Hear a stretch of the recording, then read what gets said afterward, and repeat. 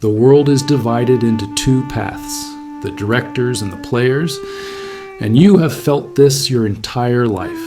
You enter a house and you feel invisible.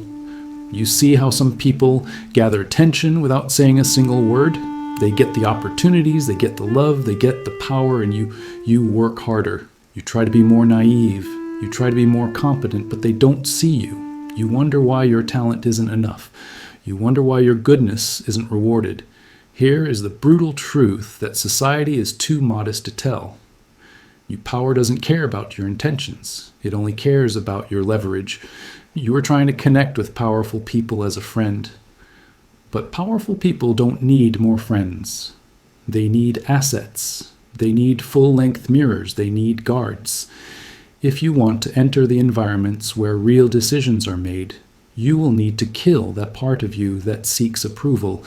You need to stop asking for permission to exist. Hervey Cleckley wrote, "The Mask of Sanity." Not as a guide for the wicked, but as a guide for reality. He understood that human nature at its core is driven by interest, fear, and vanity. If you ignore this, you will always be a puppet if you master it. You will be the hand that moves the pieces in the coming minutes.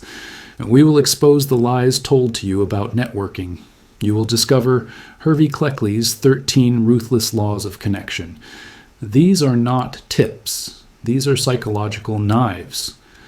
By the end of this, you will no longer look at a powerful person and see a superior. You will see a puzzle, and you will hold the only key that solves it. But be careful. Once you see the strings, you can never return to being a puppet. Most people fail because they approach power with an open hand, begging for kindness. They think connection is about being yourself. This is a lie. Being yourself is a luxury for those who already have power, for those who want to climb the tree. Connection is about strategic adaptation. It's about becoming exactly what the other person needs to see until you are so embedded in their world that they cannot function without you. But how do you do this without losing your soul? How do you manipulate the perception of the elite without becoming a sycophant? The answer lies in a psychological concept called the void. But to understand the void, you must first understand the 13 laws. Let's begin. Take a deep breath and focus. Here, you will find yourself. Here, Law 1, never outshine the master. The first mistake you make is trying to impress you. Meet someone influential and your ego takes command. You want to show them how smart, how capable, how much, you think this earns respect. It doesn't.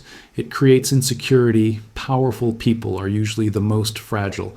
Are you like that too? Their identity is built on being the smartest, the strongest, or the most visionary person in the room. If you enter too elegantly, you don't look like an asset, you look like a threat. Hervey Cleckley warned us, appearing better than your superiors is always dangerous when you make your superior look bad or less. You trigger their survival instinct. They will bury you. Not because you are incompetent, but because you are dangerous to their ego. So what is the strategy? Dim your light. Make them look brilliant when you present an idea. Frame it as if it were their idea. Ask questions that allow them to give the answer. Feed their vanity. This is not weakness. This is camouflage. By allowing them to feel superior, you lower their defenses. You become safe. And once you are safe, you are taken inside the prison, while they admire their own reflections. You quietly observe their weaknesses. You learn their patterns and you secure your position. Let them have the glory. You take the influence law too. You must hide your intentions. A predictable man is a controllable man. If I know what you want, I know how to use you. If I know you want money, I buy you. If I know you want praise, I say things that will satisfy you. Most people wear their desires on their faces. They walk up to powerful people and their eyes scream and shout, "I need something from you." This smells of desperation, and desperation is the ultimate repellent to connect with power. You must be a cipher. Hervey Cleckley advised, keep your friends at your bottom, but your intentions closer. When you enter a house, be unreadable. Don't reveal your endgame. talk about everything, except business, art, philosophy, hobbies, wine, everything that humanizes the interaction. Make them wonder why you are there. Mystery creates attraction. When they can't figure out what you want, they become interested. They start projecting their own desires onto you. They start chasing you to solve the puzzle. Never show the cards in your deck until the pot is yours. Be friendly, be open, be attractive. But hide the core of your ambition in a safe where no one can see it. The less they know about your motives, the more power you have in the negotiation. Law 3. Appeal to interest, never to mercy. This is where the good guys finish last. You need a favor. You need a mentor. You need savings. You go to a powerful person and tell your pitiful story. You talk about your struggles. You talk about how much you deserve a chance. You appeal to their gratitude, their kindness, their morality. And they might smile, they might nod, but they will do nothing. Why? Because mercy is a burden, powerful. People are busy. They are constantly bombarded by people asking for help. If they helped everyone who deserved it, they would go bankrupt and be exhausted. Hervey Cleckley was very clear. If you cannot be both, it is better to be feared than loved. But in the context of connection, this translates to, it is better to be needed than loved. Don't ask for kindness. Offer a transaction. But disguise the transaction as an alliance. Find out what they need.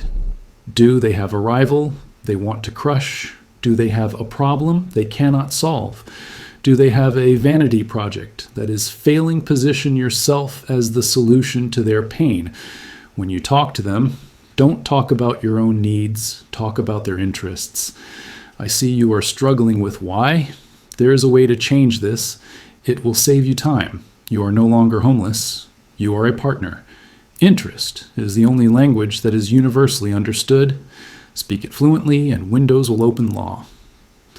4. The art of strategic absence. We live in a world of excessive accessibility. You respond to messages instantly. You say yes to every meeting. You're always there. You think, this shows dedication. It actually signals low value economic law, applies to human movements. Scarcity creates value. If you are always available, you are ordinary.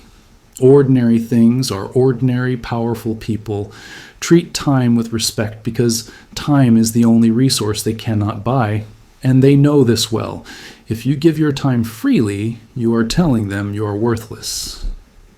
Hervey Cleckley knew that a prince who is seen too often becomes ordinary.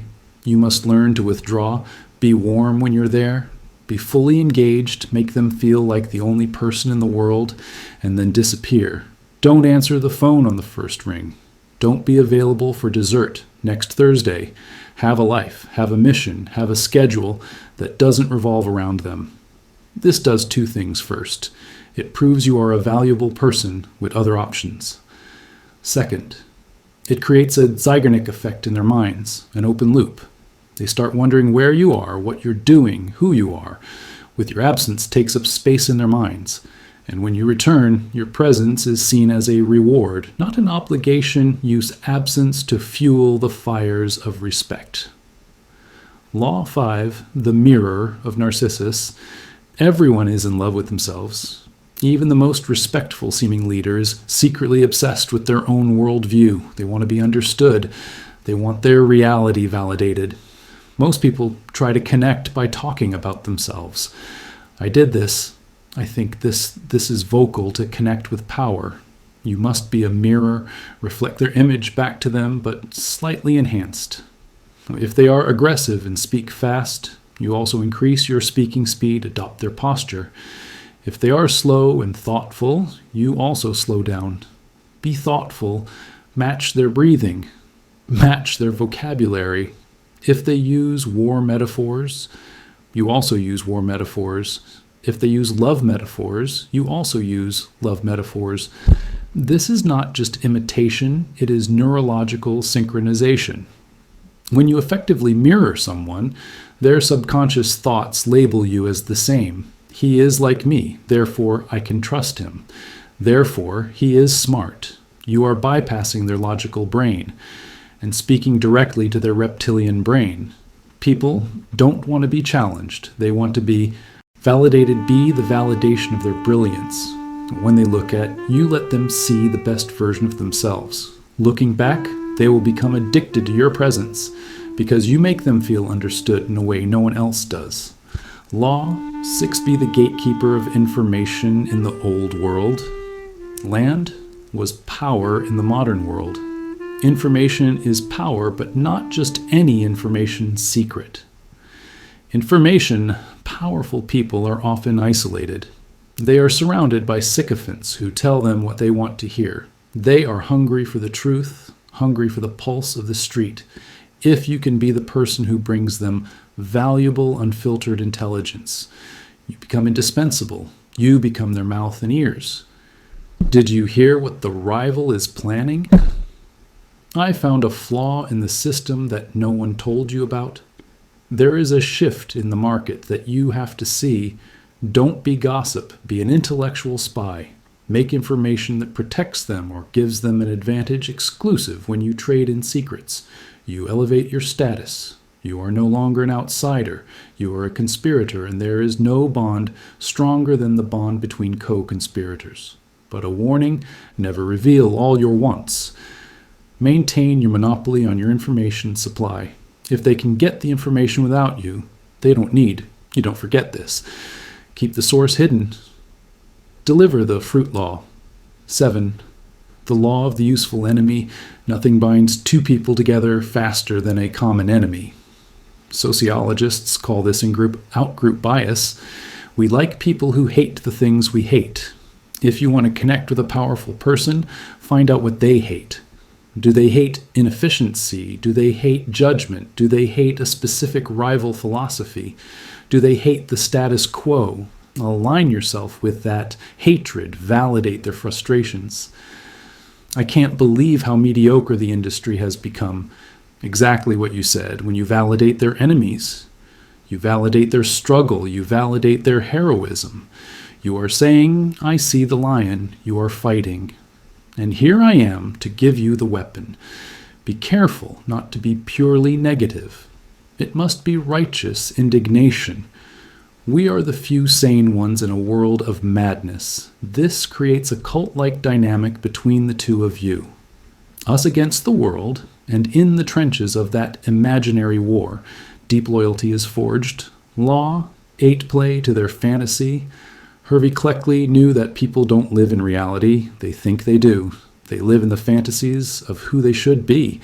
The ruthless CEO wants to see himself as a benevolent father figure.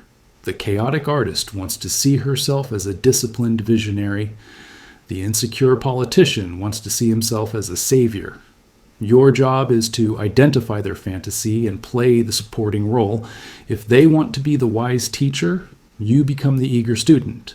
Ask them for advice. Let them lecture you. Let them feel wise. If they want to be the rebel, you become the accomplice. If they want to be the king, you become the loyal knight. Don't force them to face their reality. Reality is painful. That's why they have money to insulate themselves from it. If you are the one person who supports their delusion, they will protect you at the cost of their lives. Because if you leave the fantasy collapses, you become the screen that holds up their self-image. This sounds manipulative because it is, but remember, we are not talking about friendship. We are talking about connecting with power. And power is a theater. Learn your lines, play your part, law. 9, mastery of emotional alchemy. Powerful people are high-stress individuals. They carry the weight of empires, employees, and millions of dollars. Their inner world is often a storm of anxiety and pressure. Most people add to that storm. They bring problems. They bring drama. They bring urgent emails to be untouchable. You must be the calm. You must be the emotional anchor when they are frantically rushing. You must be slow when they are angry. You must be steady. You must learn to transform their energy. You must absorb their chaos and reflect back clarity. I understand the problem. Here is the solution. It is handled, these 3 words. It is handled are the most attractive words you can say to a powerful person. You are taking the weight off their shoulders. You become a sanctuary. They will start to miss meetings with you, not because of business, but because of how you make them feel. You make them feel safe. You make them feel in control in a world of noise. Be the silence. In a world of fire, be the water. If you can lower their cortisol, you can raise your price. Law 10. Assume formlessness. Hervey Cleckley praised the fox for its ability to adapt. Bruce Lee said, be water. The rigid break, the flexible survive. When dealing with power, you cannot have a rigid ego. You must be adaptable to the situation. Some days you must be aggressive. Some days submissive. Some days you must be the leader. Other days, the follower. Don't attach yourself to a single identity. If you insist on being yourself, you will clash with people who don't fit your mold. Formlessness is defense. If you have no shape, you cannot be hit. If you have no shape, you can fit into any keyhole, adapt to the culture of the person you're connecting with. If they are formal, wear a suit. If they're casual, wear jeans. If they drink whiskey. Remove the friction. Make it easy for them to assimilate you into their world. The perfect spy is the one who looks exactly like the citizens blend in, so you can stand out when it matters. Law 11. Create dependence. This is the ultimate Cleckley law. Make yourself necessary to those above you.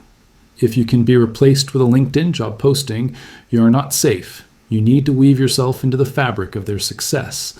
Find a task they hate, but that is essential to their survival, and master it. Take ownership of a client relationship. They cannot afford to lose. Hold the keys to a system that only you understand.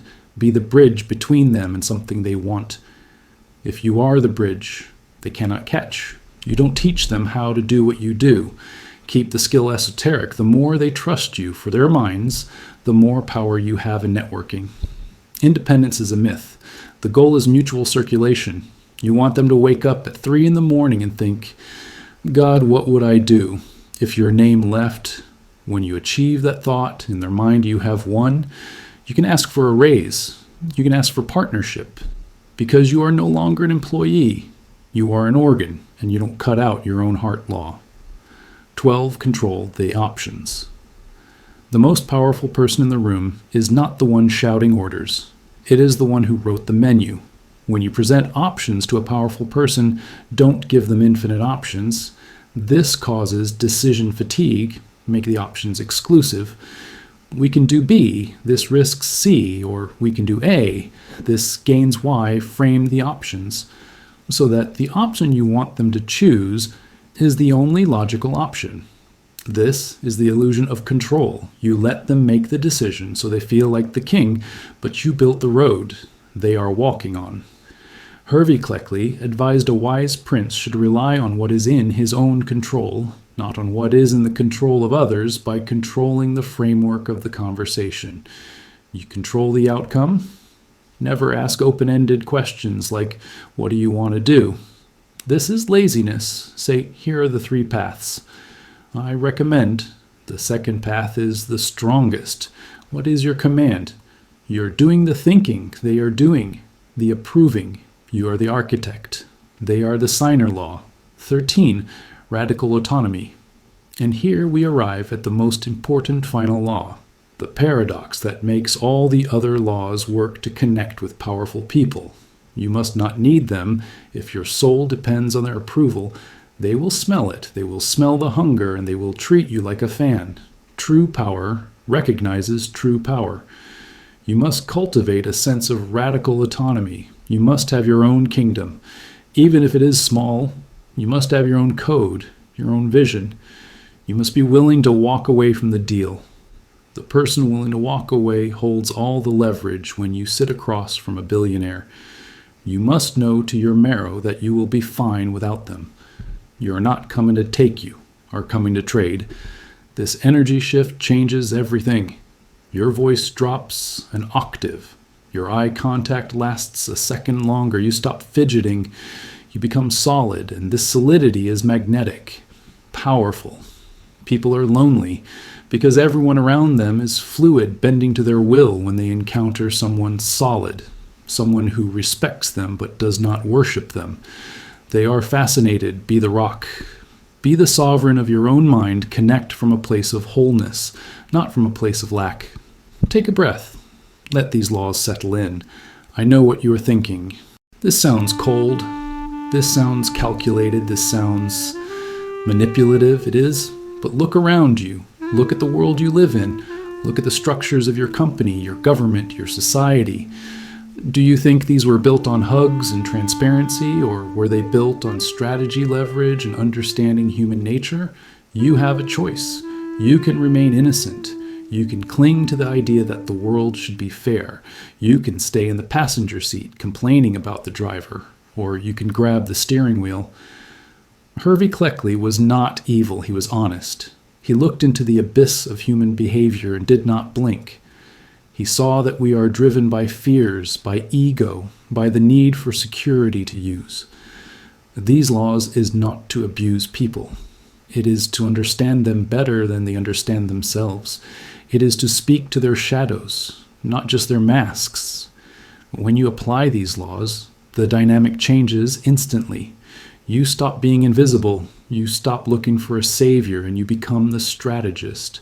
You realize that powerful people are just players who learned the rules before you did.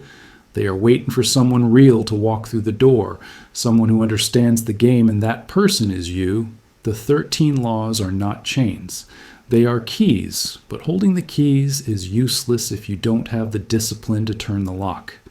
This level of psychological mastery is not a destination. It is a daily practice.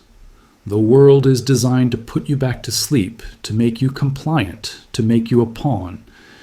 If you refuse to go back to the herd, if you are ready to sharpen your mind until it cuts through the noise, then make the choice right now. Don't just watch the alignment, press the subscribe button, not to support the channel, but to make a contract with yourself to signal that you are done being a spectator. Welcome to the inner circle, but wait, it's not over yet. Because now the real question is this, these 13 laws. So what happens? Now knowledge is power, but unapplied. Knowledge is only potential. Now I will show you how to combine these laws, and you will apply them. Look at yourself, close your eyes. Take a deep breath. I will show you how to turn it into a system, because the true master does not take a single law seriously. He synthesizes all of them. Think you are entering a business meeting. There are 4 powerful people in the room. All of them are evaluating you. The first 10 seconds are critical law. 13 kicks in. Radical autonomy. You enter the room without need. Your energy is calm but magnetic. Law 5 is active mirroring. You identify the most powerful person in the room. You observe their body language. You synchronize your breathing rhythm with theirs. Law 1 is active. You never shine when you speak. You elevate their ideas. You don't talk about your own intelligence. Law 2 is active. Your intentions are hidden. No one knows your real agenda. You appear friendly, but you act calculatedly. Law 6 and 7 work together. You hear their concerns, you identify their common enemies, and you present information from the market that they don't have. Now, you are not just someone in the room. Now you are someone valuable. Now you are someone from the inner circle. But this is just the beginning, because the real game starts here. What do you do after the meeting is over? Most people follow up. Immediately, they send thank you emails. They beg for the next meeting. You use Law 4, strategic absence. You wait 3 days. You let them wonder about you. And when you return with Law 3. You appeal to their need, not to mercy. Here's the problem they cannot solve. Here's my solution. Now you're not a beggar. You are a solution provider. And over time, Law 11 kicks in. You create dependence. You weave yourself into their system. You take ownership of processes that only you know. You become the bridge. And now Law 12 is active control, the options. You don't present them with infinite possibilities. You present 3 clear paths. And of course, the path you want is framed as the most logical one. They make the decision, but you created the options. And while all this is happening, Law 8 and 9 work in the background.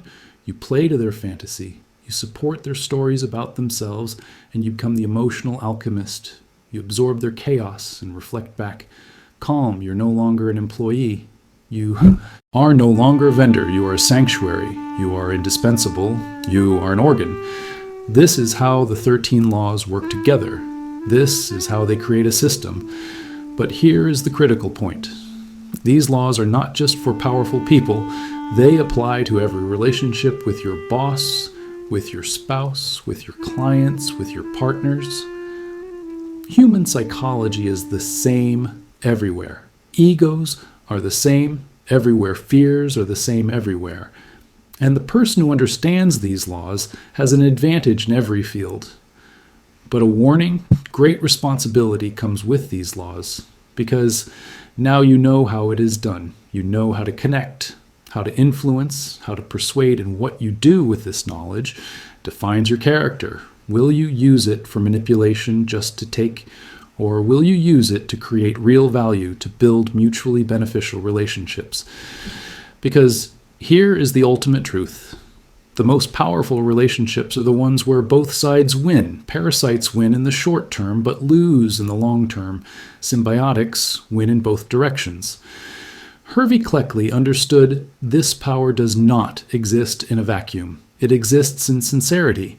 And the most durable power is mutual dependence, not one-sided. So yes, use these 13 laws, but use them as a bridge, not as a knife. Use them as a tool to build real connections, not just to use. Because at the end of your life, you don't count your poverty, you don't count your position, you count your relationships. You count those you impacted. You count those who earned your trust. And if you use these laws correctly, you were not only powerful, you were respected. You were not only connected, you were trusted. You were not only hardworking, you were important. And this is the ultimate game: to be important, to be unforgettable, to leave a legacy behind. Now the real question for you is this: what will you do with this knowledge? You learned these 13 laws, so now next week or tomorrow, this week, how will you apply them? Or will you apply them? Because here is the truth. Knowledge without action is powerless. It is not enough just to know. You must be the one who applies, and application requires practice. Daily practice, daily practice. Apply these laws in every interaction, in every conversation, in every meeting, in every message. Start catching yourself. When are you shining too much law? 1, when do you look to eager law? 2, when are you appealing to mercy? Law 3, practice this until it becomes muscle memory, until you do it without thinking, until you're born a third time, and then something starts to become magical. People start to respond differently. Doors start to open. Opportunities start to appear, because you are no longer playing the same game. You are playing at a different level. While most people are still trying to be controlled, you are controlling the frameworks. While most people are still seeking approval, you're reflecting autonomy. While most people are still trying to take, you're creating value. And this difference is everything. This changes everything. But there is one more thing, one last law, I should say, Law 14. Perhaps the most important. Never think. It is finished. Growth never ends. Mastery never ends. There's always more to learn. There is always more to develop, because human nature evolves. Culture changes. Dynamics shift. And the sharpest minds are those who adapt, those who keep learning, those who keep observing, those who keep growing. So yes, master these 13 laws, but then go deeper, read more, observe more, practice more, because the true master is not the person who says, I know enough. The true master is always hungry, always curious, always evolving. And if you embrace that mentality, if you choose that path, you will not only learn to connect with powerful people, you will learn to be powerful yourself. You will learn to be influential yourself. You will learn to be indispensable yourself. And that is the ultimate goal. Not to be dependent on others, but to make them dependent on you. Not to be needy, but to be needed. Not to be a piece in the game, but to be the one playing the game. And now you have the keys. Now you have the map. Now you have the laws. All that remains is the decision. Your decision. Will you go back to the comfort of not knowing? Will you go back to the herd, to being invisible, to complaining? Or will you go forward into the unknown, to mastery, to power? Because the path is open. But it is not easy. It is rewarding, but it is challenging. And only those who walk with seriousness, only those who walk with discipline, only those who walk with vision reach the end. So are you one of those people? So will you walk or will you watch? The choice is yours. It always has been yours and it always will be. But know this for certain, that if you don't make a decision, the decision will be made for you. If you don't take action, life will move you, and it probably won't be in the direction you want. So choose now, choose today. Choose in this moment, because every moment is a choice. Every interaction is a test. And from this moment on, results accumulate. Successes, compound impact multiplies. Start small. Start with one law. Start with one interaction. Start today and don't stop until you master it.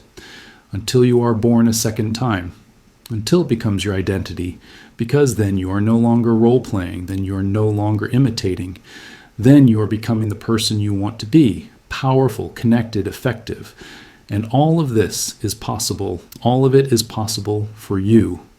Right now, right here, all it takes is intention, clarity, action. So take this message as your sign. Take this video as your call by pressing that subscribe button on the channel. Make a promise to yourself. Promise that you will never sleep again. Promise that you will never settle again. Promise that you will pursue mastery, whether it is beautiful or not, whether it is easy or not. Because those who walk this path, those who separate from the herd, those who see the strings and refuse to go back, they are the ones who write history. They are the ones who build states. They are the ones who leave legacies. And now you are one of them. Now you are in the inner circle. Now you are the player, not the piece. Welcome to the real game. Welcome to the path of mastery. Welcome to the rest of your life. Now go and play. Play to win. Play intelligently. Play courageously. But above all, play in an unforgettable way. Because the world needs you, your voice, your vision, your leadership. And you can only give them from power. You can only give them from connection. You can only give them from mastery. So master not just for yourself, for your family, for the world, because true power is not about you. It has a purpose, and your purpose is waiting. Your impact is waiting. Your legacy is waiting. All you have to do is run. Keep the promises you make, do the work, and never, never, never give up. Welcome, champion. Welcome, master. Welcome to the inner circle. Now go out and show the world who you are. Show it what you learned. Show it what you can do. And never for a second forget that you are the player. Now you are not the piece, and players control the game. They've always been in control and they always will be. Now go and play. Don't forget to subscribe to the channel. I will take you out of this depressive life and teach you the truths. Walk this path with me.